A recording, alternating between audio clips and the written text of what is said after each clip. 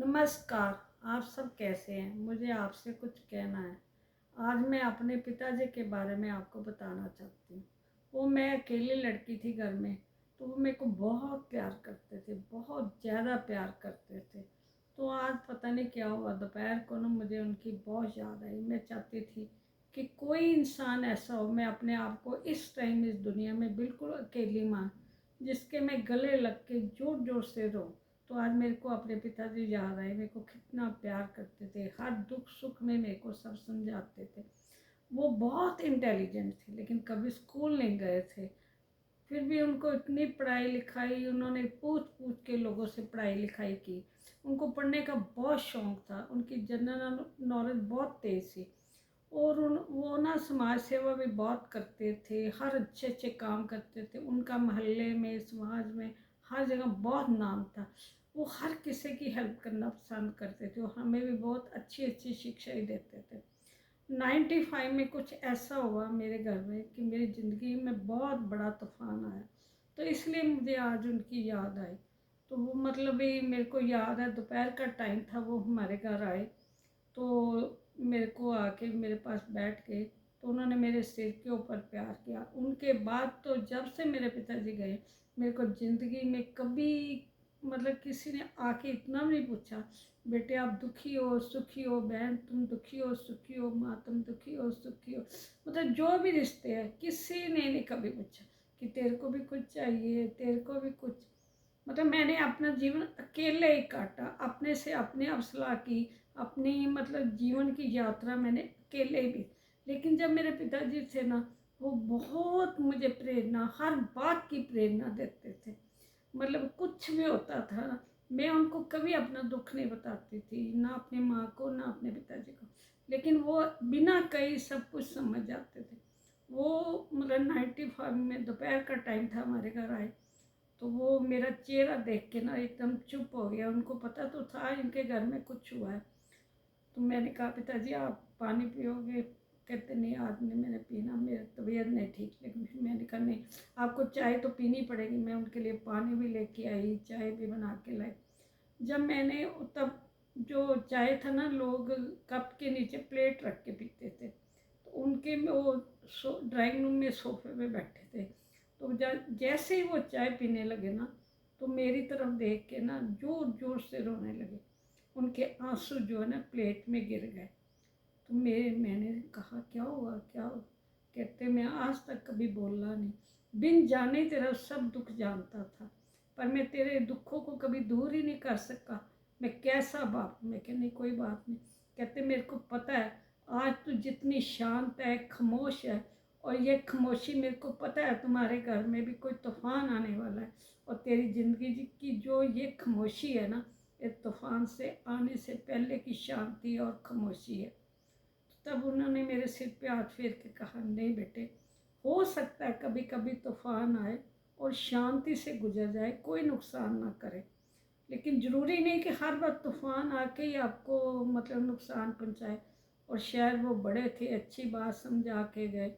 और मतलब भी सचमुच तब तूफान तो बहुत ज़्यादा बड़ा आया था, लेकिन शांति से तूफान का मुकाबला तो किया।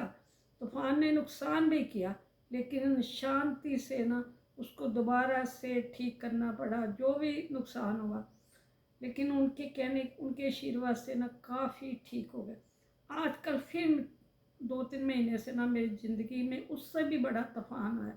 तो मैं आज दोपहर को उनको याद कर रही थी। अब तो मेरे सिर के ऊपर कोई हाथ फेरने वाला, मैं कितनी बूढ़ी हो गई, तभी माँ बाप की बहुत ज़रूरत होती है।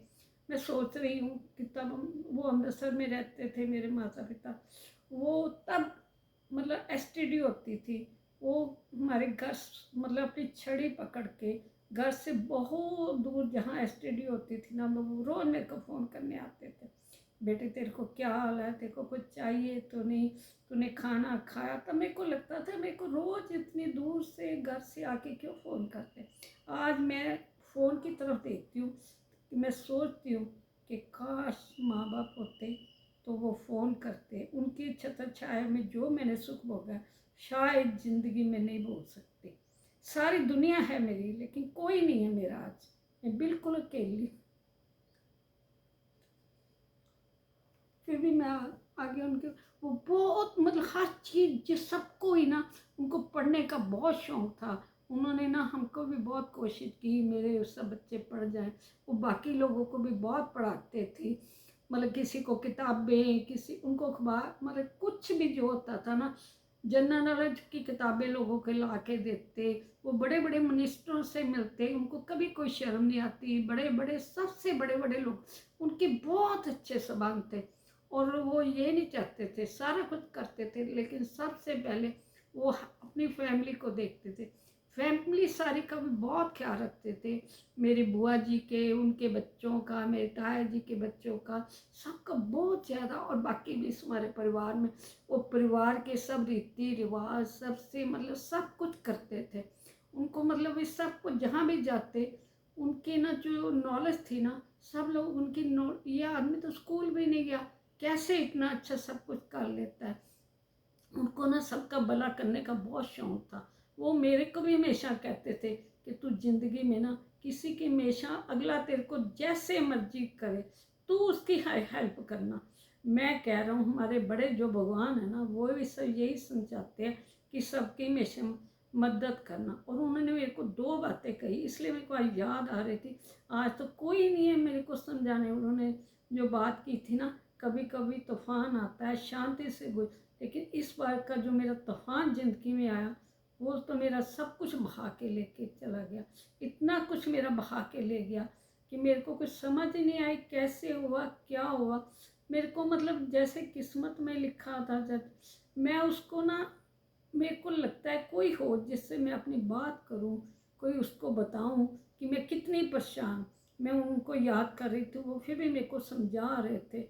जैसे वो ही सोफे पर बैठे, वो मेरे को समझा रहे हैं, बेटा घबराना नहीं, मैं आज भी तेरे साथ हूँ, तेरी माँ भी तेरे साथ है, मैं भी तेरे साथ। और दूसरी बात उन्होंने कही थी कि हमेशा कभी भी तुम्हारा घर हो, ऑफिस हो, दुकान हो, जहाँ भी मतलब आपका किस चीज़ के संबंध है ना, तो उस घर का ना हमेशा गोदाम साफ रखना, उस ऑफिस का गोदाम साफ, अपनी फाइलें, चीज़ें, घर का, जब ये सब आपका ठीक होगा ना, तो आपको ज़िंदगी में कोई दिक्कत नहीं। दिक्कतें तो आती हैं, अगर आपको पता है कि मेरे गोदाम में क्या पड़ा है, मेरे स्टोर में क्या पड़ा है, तो तब आप घर में चीज़ें नहीं बढ़ाओगे, ऐसे ही मतलब बातें भी नहीं बढ़ाओगे, क्योंकि आपका ध्यान तो उसकी तरफ लगेगा जो आपके पास ठीक ठीक अच्छी अच्छी ज्ञान की बातें या अच्छी अच्छी चीज़ें पढ़ी। और दूसरा उन्होंने समझाया कि हर के इंसान की ज़िंदगी में ना एक सिर पे टोकरा होता है, जिसमें सारी दुनिया की समस्या आपके लिए भरी होती है।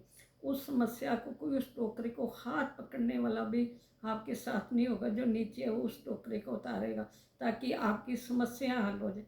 उस समस्या को देख के वो आपका मजाक उड़ाएगा, आपको परेशान करेगा, आपको नीचा दिखाना चाहेगा। क्योंकि कभी कभी समय भी ख़राब होता है, कभी कभी लोग ऐसे मिल जाते हैं कि ज़िंदगी में जब तक आप तबाह ना हो, आपके घर को लूट ना लेना, तब तक उनको शांति नहीं होती।